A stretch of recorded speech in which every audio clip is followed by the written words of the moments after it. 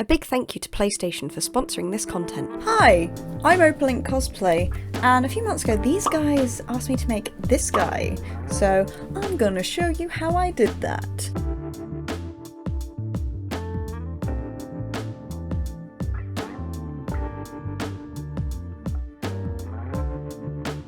Welcome back to Building Boys. So in this episode we're going to start taking a look at some of the leatherwork on the costume. This kind of coincides also with my belt episode, which will be coming up shortly, but I wanted to have an episode focusing just on the leatherwork. So when I broke down the costume into layers, I noticed that there were really major leather parts. That included multiple layers of panels and then also some extra belts. I started with the leather panels that sit on top of his tunic. I used a lot of real leather for this costume, and all bar one piece of it was very kindly gifted to me by a friend secondhand. They were all leather scraps that they weren't needing to use anymore. So I didn't purchase this leather myself apart from the piece for the tunic, so unfortunately I can't sort of link where I got the leather, but if you can grab stuff secondhand, it's a really great way to make use so there's not waste. And also I just really like the effect of it, and there's a lot more colour variation than you can get with fake leather, but obviously fake leather is a completely valid way of going about costumes, especially for moral reasons, and I do also use pleather in the costume a little bit as well, just not as much as the real stuff. So to start off, I went in and made the two panels that sit on top of the tunic on the front and back. I measured the leather by holding it up against me and marking it with chalk just to show how long I wanted it. And then I closely referenced my character images and traced out the shape of the panels. Once traced, I cut them out using my very nice and sharp fabric scissors. I made it look quite rough because I wanted it to look worn and torn, but I didn't want to completely destroy the edges like I've done previously with the red sash. And a bit of a weird step, I wanted to get rid of the really harsh white chalk lines, so I just used a toothbrush just to buff away the majority of the lines. You can still see them, but I didn't mind too much because I'm going to be lightening and painting over the edges of these panels anyway. Next I went back in with my chalk to mark out where the stitching would be. The front panel has stitching up the middle and then also on the side, so I just want to mark out exactly where they were going to go because I had to punch the holes in order to get the leather through. Before the stitching detail though, I wanted to add some more colour variation to the leather and weather it a bit more. I could have airbrushed, but I wanted to really heavily control the layers of the paint, so I thought I'd go in with acrylic paint. So I went in with a dry brush and just dabbed a really light brown all over it, and that just adds a really nice texture to it.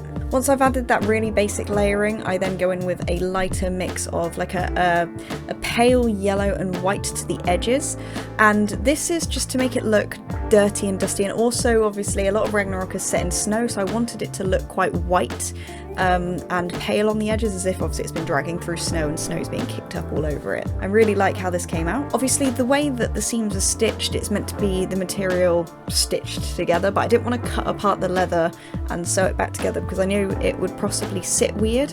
So I thought what I'd do is I'd paint the actual cut lines of the fabric. So I went in with a lighter acrylic paint to look like the edges of the fabric and blend those out. And whilst I had a lighter acrylic, I went in and added a little bit more weathering to the actual tunic as well, just some really light white spots lightly all over it. And then for the stitch seams, I went back in with my chalk to mark out exactly where I'd be punching the holes to thread the leather cord through. Layering it over where I've added the lighter edges, I go in with a really dark brown, almost black acrylic to look like obviously the splits between the fabric, because again I didn't actually want to cut it because I didn't want to have to actually stitch it back together and it sit weird and not sit flush. I wanted it to all be one piece. So by painting in the seam lines, it just makes it look like separate pieces of fabric beneath where the stitching will be. Hacks. So then I go in and I meticulously hand punch all the holes where the leather cord's gonna go through with my leather awl. This is just a very sharp metal stick and I've stabbed myself multiple times. I do that all over, including the edge stitching, as you can see here, for very heavily pulling that cord through. This took so long. That cord was really thick and really stubborn. To make sure they don't move out of place, I then also super glue them just to make sure they are all safe. I didn't worry too much about the belt for this one because it would not be seen under all the other layers, so I just sewed a really quick black pleather belt that attached using two poppers, and then once again I had to hand punch holes into the top of the leather, and I used embroidery thread to literally, sew the panel onto that belt. This took ages because it was a really heavy material over the pleather as well. I had to just hand punch each hole, but in the end it held really solidly and sat really nicely. Next on our list, we're going to take this very nice dark leather hide and transform it into some very nice dark leather strips. Just like magic, I'm so good. Once I've cut these all into appropriately sized and length strips, I'm gonna crisscross them. Pretty self-explanatory. I'm literally like crisscrossing them over and under, really methodically. Atreus had the same skirt on his old costume, so I could have technically reused my old one, but I wanted to make it out of this real leather I had. And plus it's a slightly different colour, and the old one was made out of pleather and it just didn't sit very nice, so I thought, hey, I'll just remake it and add more work for myself. Once everything was crisscrossed and I had 2 sets of these, I went in with some contact adhesive glue and just dabbed spots of glue under each crossing where the material met to glue it together and hold it in place. So then once finished, I had a nice solid sheet. Technically, I have it the wrong way out because I have the more suede-y side out, but I really liked that texture over the leather. And when I go in and airbrush it later, it just adds some really nice texture and depth. Next on the leather agenda is actually some fake leather.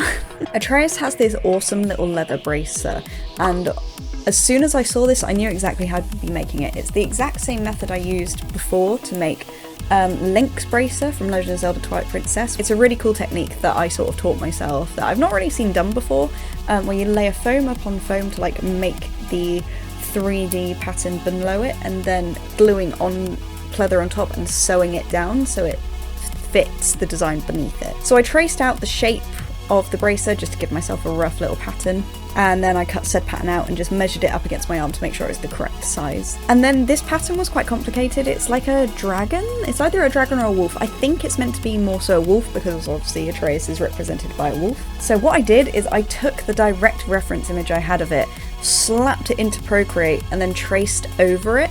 So I got the exact design of it, so I didn't have to freehand it and work out exactly where everything was placed. This was the easiest process of how to do this. Once the design was all done, I actually used a feature on the iPad where you can lock the screen so that no touch input is detected. I think this is mainly used for kids, but I learned how to do it for this. So then I could put the paper on top of the screen and really lightly trace over the design exactly. Obviously Procreate, you can really easily resize your canvas, so I sized it exactly to the little paper pattern. I then used that command to lock the screen, so when I was drawing over it, obviously the touch of my hand wouldn't be registered. And that was a really easy way of like tracing over it. There were multiple other ways I could have like traced over the design, but for me this was the quickest and easiest way. Once I traced it on the iPad, I took it off and just darkened all the lines. Now I could add more pressure because it wasn't on my, £700 iPad.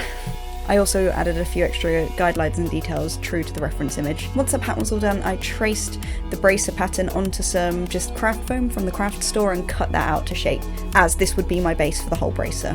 Going in with a really sharp craft knife, I then actually cut out each individual element. This was really time consuming and very easily could have gone wrong, but luckily it all went quite smoothly. These were such sharp edges, I was so conscious the whole time of like messing something up or cutting something wrong.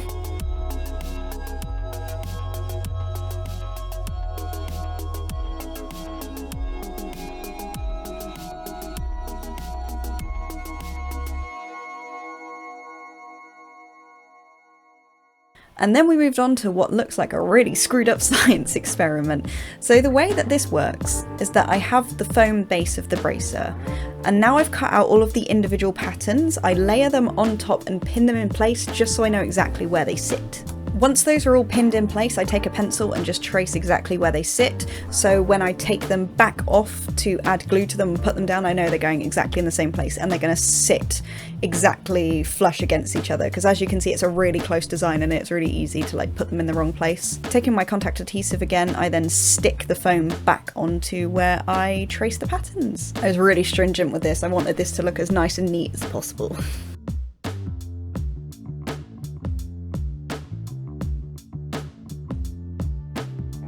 Once everything was glued in place, I then took my craft knife again and just cut out those extra detail lines. This was just to add texture and just give me a guideline of where I'd be sewing in the next step. Next I grab an offcut of pleather. I traced the pattern of the arm piece onto the leather and then cut it out. I obviously give enough basically of a seam line so that when I fold it over, the edges are covered and I can glue it underneath. And then I go in with said glue and add it to both of the leather and the foam piece, and then obviously spread out the glue so it's got a nice even coat. I add it to both the foam and the pleather piece because it allows for better adhesion.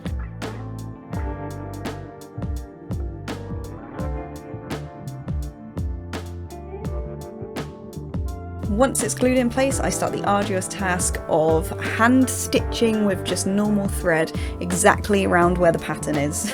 This is why I glue it down beforehand, because you can kind of see where the pattern is beneath it. But the stitching just makes a really cool 3D effect and obviously makes the pleather sit flush against the design below it. I just think it looks really neat and I love this little method. It's my little thing. So it's quite cool I'm sharing it finally, because I've had people ask before how I've done similar work like this. I cut some slits into the edges of the leather just so when I fold it, it folds easier and it's not like all ruffled. And once again, slap that glue on and fold it over so that the edges are all covered and it looks nice and neat from the top. This is quite a long process because you have to let contact adhesive dry between like sticking the layers together, but it's so worth it in the end. I then take a scrap of real leather that I had left over from another bit of the costume. The way that it sits is it's got some gold eyelets once again, so I'm going to go in with my trusty little eyelet tool and hammer and slam them in there. I think it looks really effective and cool and I absolutely love this piece. I actually then went in and obviously I've got the foam layer in the real leather, but I didn't like the harsh edge, so I went in with some embroidery thread and I stitched all around the edging. I did about 4 layers of stitching in total around here, so it's just all solid, and it took so long. Like, I was on the train to and from work stitching this little leather piece, but it looks so effective, as you can see in the next clip where I start the airbrushing. I take my airbrush, just add some highlighting and some shadows, and that's it done. The way that it attaches is that I then just thread leather cord through it and tie it on a knot so it sits really nice and flush against my arm. For the next piece of leather work, Atreus has like a corset belt thing that sits beneath all the other belts. This is a really important part of the costume because this is a major part of where the shaping comes in. It's basically a corset, I'm not gonna lie. And it's multiple different leather panels, so I took my leather and I cut it out into all similar size panels that I measured obviously to fit exactly where it sits on my waist. To add some weathering, I went in with a pale yellow and white acrylic mixed together just to accentuate those edges and add a bit of a worn look to the leather. I went in with a wetter brush to begin with and then took a dry brush in just to really buff it out. I used acrylic paint because acrylic paint can be a bit more flexible than things like spray paint or airbrushing. And then to attach the panels together, I went in, punched my holes as usual, and then took the same leather cord I've been using before to attach them all together. This took ages because using real leather and real leather cord, oh man, it was very time consuming, but the end effect is so worth it. Whilst I was pretty sure that this would hold in itself, I wanted to add another extra layer below it just to make sure all the panels would stay exactly in place and they had something to adhere to, so I wasn't putting too much pressure on those stitches that I added. To do this, I used a 4-way stretch fabric that I cut to measurement. I don't really use a glue gun a lot in this costume, but this was one of the major places I did, where I then just slowly went through and glued the fabric down to each panel. This just ensured it was really secure, really solid, so then when it goes around my waist, the stretch is more reliant on the material itself as opposed to the leather and the leather cord, because I just really didn't want to risk it like pulling apart. And then for how it attaches, I added some Velcro beneath it as a base, so then it sits underneath the other edge. So I've got the 2 edges of the panels here and then the extra panel behind it.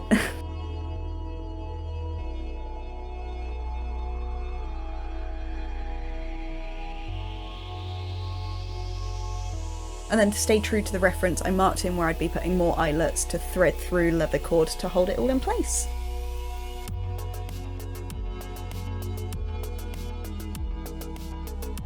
So right here you can actually see how I put the belt piece on. It simply laces up like a corset. It's super comfy, super form-fitting, and I think a really, really effective shape. And that's it for the first lot of leather work on this costume. There's still some major leather-like pieces to go, such as the belt and the quiver, not to mention the rest of the details. But overall I'm really happy with the mixture of textures and colours from the different types of leather I've used. I'll see you next episode where we're going to be looking at how I made the mistletoe arrow.